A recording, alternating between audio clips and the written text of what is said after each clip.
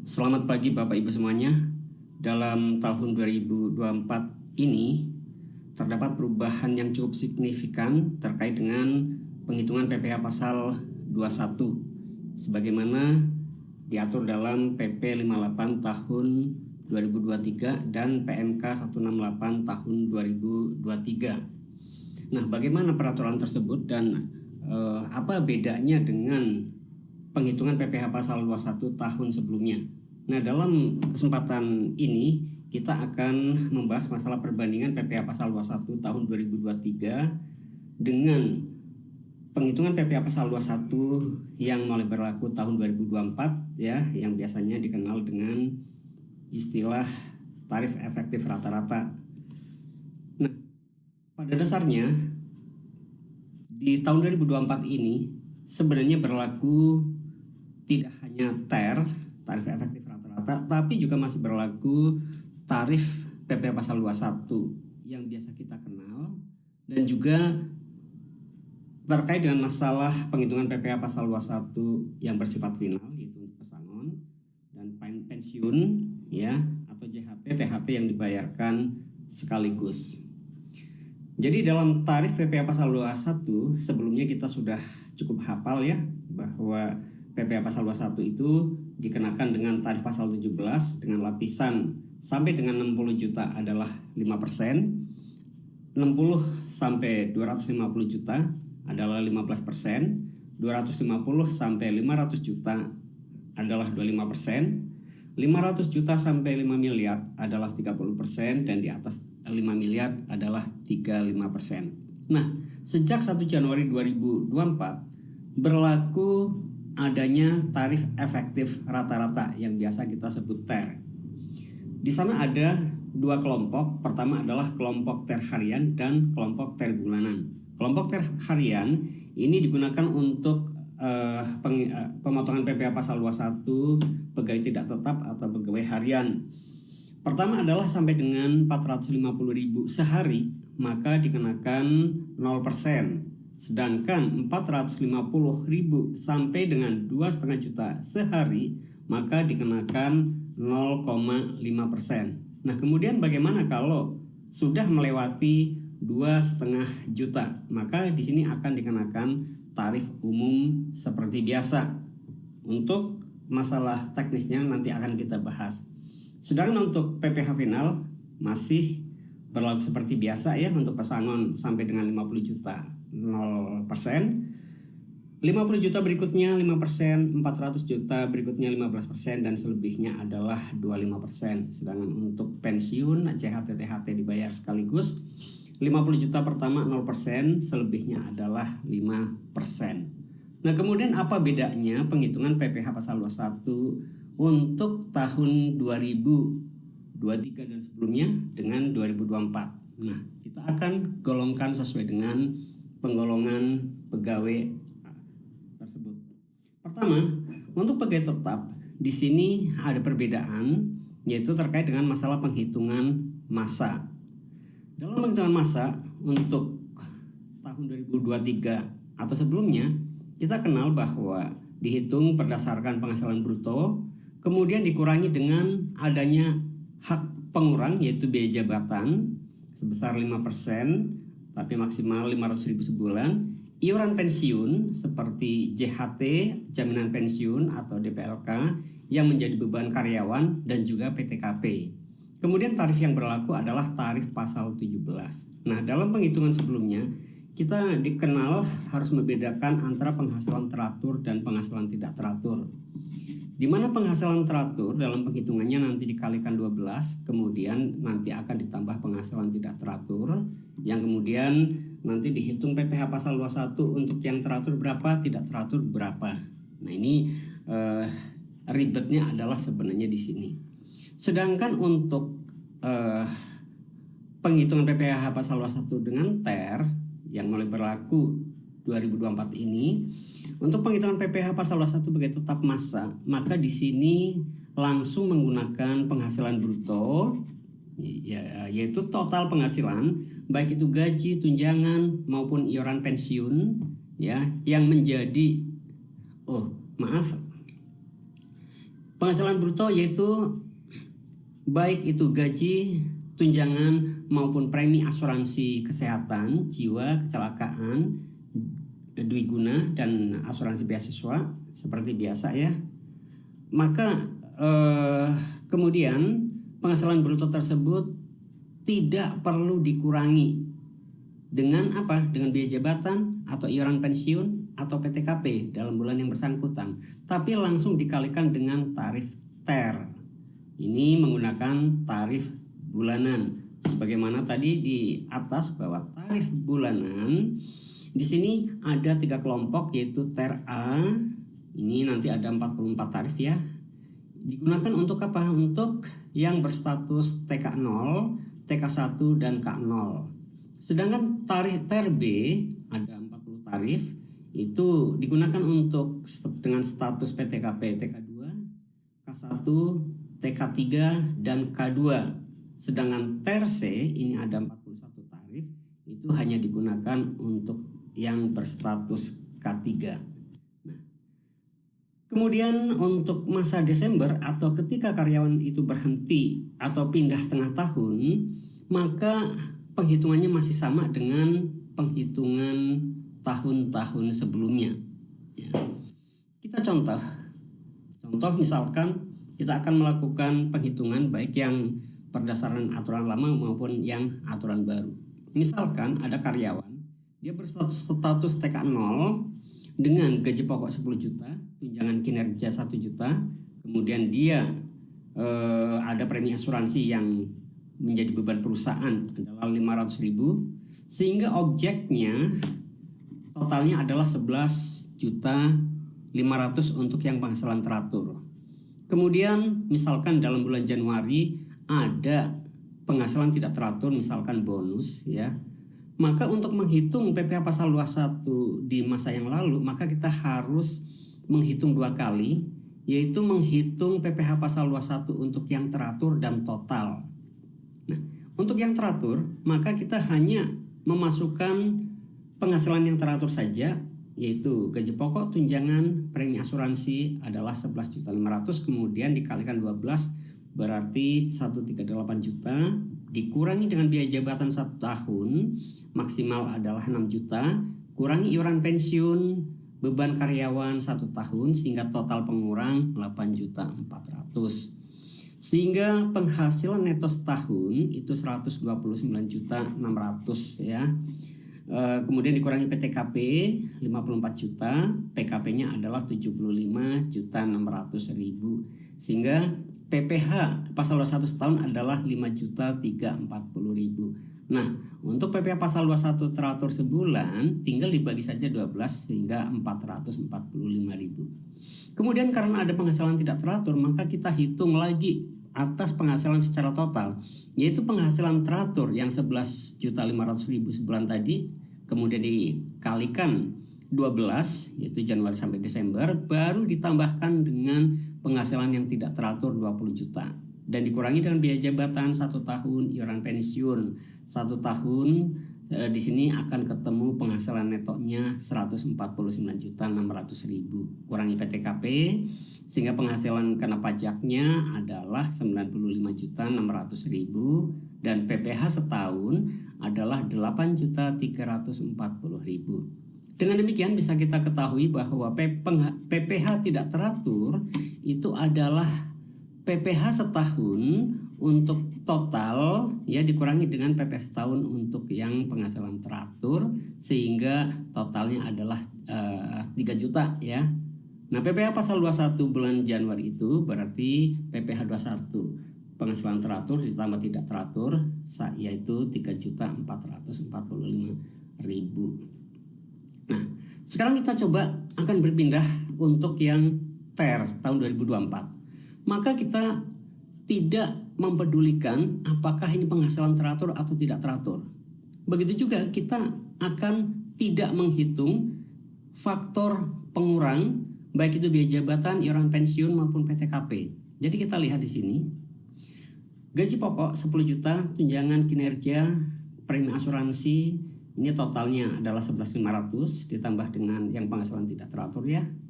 20 juta sehingga totalnya 31.500.000. Nah, karena dia statusnya adalah TK0, maka yang berlaku adalah tarif TER A. Kalau kita lihat penghasilannya 31.500.000 TER A, maka tarifnya 13%, sehingga total PPh-nya 4.095.000. Nah, di sini kalau yang tanpa TER untuk tahun sebelumnya adalah 3,445, sedangkan di sini 4.095.000. Kemudian kita beralih ke masa 2, Februari sampai dengan November. Seandainya penghasilannya sama ya dengan Januari tapi tanpa bonus, maka kita menghitungnya sama. Untuk PPh tahun 2023 dan sebelumnya, kita tinggal totalkan saja, kurangi hak pengurang, kurangi PTKP, sehingga dihitung PPh-nya setahun ya, ketemu 5.340.000 dibagi 12 yaitu 445.000. Sedangkan untuk penghitungan dengan TER, maka langsung saja total penghasilan tersebut bulan Februari 11.500.000, karena statusnya adalah TK0 berarti TER A tarifnya 3,5 juta sehingga PPh pasal 21-nya 402.500. Seandainya bulan Februari sampai dengan November sama ya penghasilannya, maka PPh yang akan terutang pun akan sama. Nah, untuk bulan Desember, maka baik yang tahun 2023 atau sebelumnya dengan yang TER mulai tahun 2024, maka menggunakan tarif biasa, penghitungan seperti biasa. Jadi kita total saja penghasilan baik yang teratur maupun tidak teratur, kemudian dikurangi dengan hak pengurang, itu biaya jabatan dan iuran pensiun, kemudian kurangi dengan PTKP, maka menghasilkan penghasilan kena pajak 9.600.000, PPh-nya adalah 8.340.000. Ini adalah Januari sampai dengan Desember. Untuk Desembernya sendiri, maka di sini penghitungan Januari sampai Desember dikurangi sampai dengan PPh pasal 21 sampai dengan bulan November. Nah, ini selisihnya 445.000, ini yang terutang di Desember. Untuk yang tahun 2024, maka Januari sampai Desembernya sama ya. PPh pasal 21-nya juga 8.340.000. Kemudian sampai dengan bulan Novembernya ini yang beda karena sudah menggunakan TER, yaitu 8.120.000. Sehingga bulan Desembernya yang terutang adalah tahunan dikurangi dengan sampai dengan bulan November, yaitu 220.000. Nah, di sini ada perbedaan, bisa saja bulan Desember kurang bayar, bisa juga lebih bayar. Nah, faktor yang berpengaruh adalah terkait dengan masalah penghasilan tidak teratur. Semakin penghasilan tidak teratur di bulan yang sama semakin tinggi, maka akan terjadi bisa saja lebih bayar. Kita beralih kepada pegawai tidak tetap atau harian ya. Di sini kita membedakan yang dibayarkan bulanan dan dibayarkan harian atau mingguan. Untuk menghitung PPh 21 yang dibayarkan bulanan, maka penghasilan bruto dikurangi iuran pensiun, kurangi PTKP, kemudian disetahunkan dikalikan 12, baru dikalikan tarif pasal 17, PPh pasal 21 yang terutang itu adalah 1 tahun. Untuk 1 bulan yang bersangkutan maka tinggal dibagi 12 saja. Ini adalah untuk yang dibayarkan bulanan. Sedangkan tahun 2024, maka di sini yang dibayarkan bulanan penghasilan brutonya ditotal semua tanpa ada faktor pengurang, langsung dikalikan dengan TER. Ini adalah TER bulanan. Tergantung tadi status PTKP-nya apa, kemudian jumlah penghasilan brutonya berapa, ya. Sedangkan untuk yang dibayarkan harian, kita masih hafal ya bahwa untuk tahun 2023 dan sebelumnya, atas penghasilan yang kurang dari 450.000 sehari ya, dengan total 1 bulan kurang dari 4,5 juta sebulan, maka pada dasarnya tarifnya 0 ya. Sedangkan untuk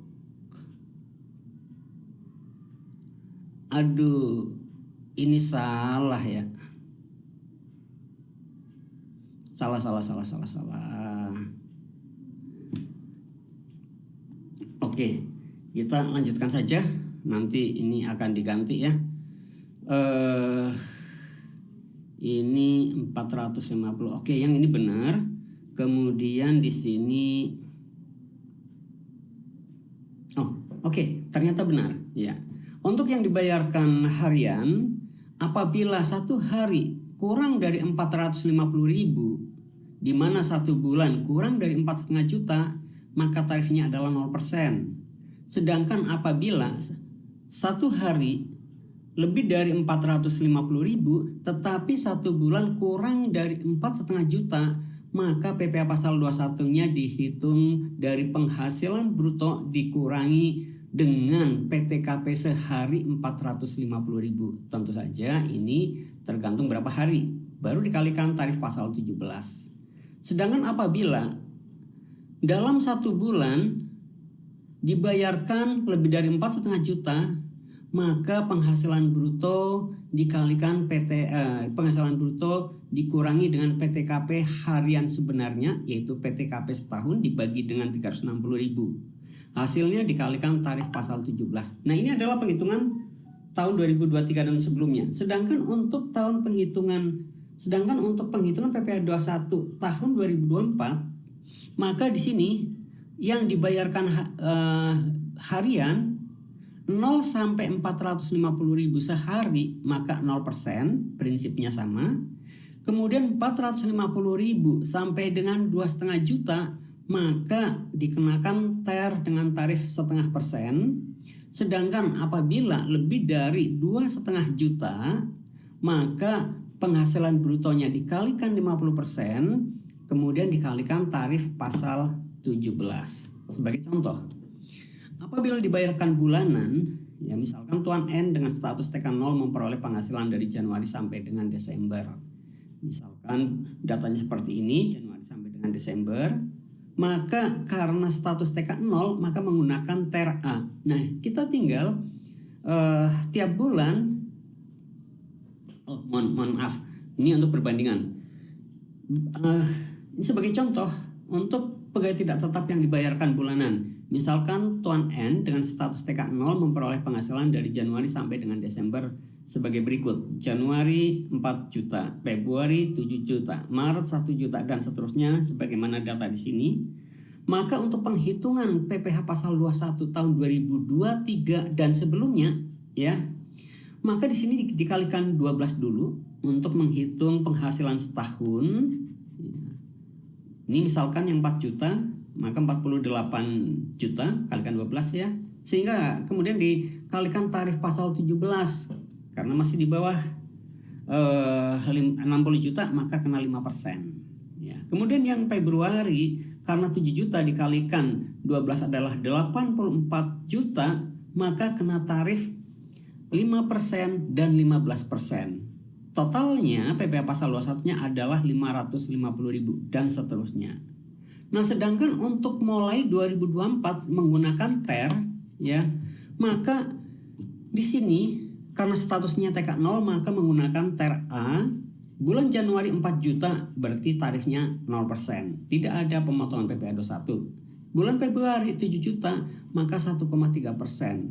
Bulan Maret dan seterusnya. Nah, kita bisa lihat sampai dengan bulan Desember, kalau tahun 2023 dan sebelumnya adalah 5.750.000 PPh 21-nya, tapi untuk 2024 dengan TER 870.000. Nah, ini adalah apabila dibayarkan secara bulanan. Sedangkan kalau dibayarkan secara harian atau mingguan, maka di sini sesuai dengan tadi ya masalah tarif, penghasilan hari pertama sampai dengan hari kelima misalkan 500.000 ya. Kalau menggunakan penghitungan tarif yang lama, maka dikenakan DPP-nya berarti adalah, kenapa DPP-nya 50 juta? Oke. DPP-nya adalah 500.000 dikurangi dengan 450.000 ya, sehingga DPP-nya 50.000. Kemudian dikalikan 5%, ketemulah 2.500. Dan seterusnya sampai hari kelima.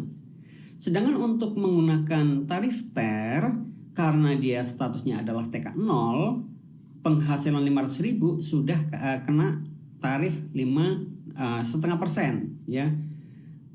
Oh maaf, sedangkan untuk menggunakan TER, karena di sini penghasilannya lebih dari 450.000 sehari, akan tetapi kurang dari 2,5 juta, maka menggunakan tarif TER harian yaitu 0,5%.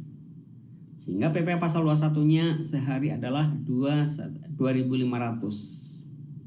Kemudian kalau dibayarkan mingguan atau borongan, misalkan Tuan Z bekerja pada PT A, Tuan Z melakukan pekerjaan pengecekan material selama 5 hari, atas penyelesaiannya Tuan Z menerima penghasilan 15 juta, maka kalau dulu kita menghitung PPh pasal 21-nya adalah penghasilan bruto dikurangi dengan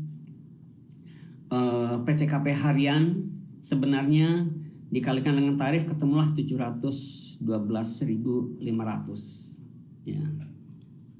Sedangkan menggunakan tarif yang baru, maka di sini yang membedakan adalah DPP-nya itu adalah 50%, sehingga 15 juta kalikan 50% adalah 7,5 juta, baru dikalikan tarif pasal 17, sehingga PPh pasal 21-nya adalah 375.000.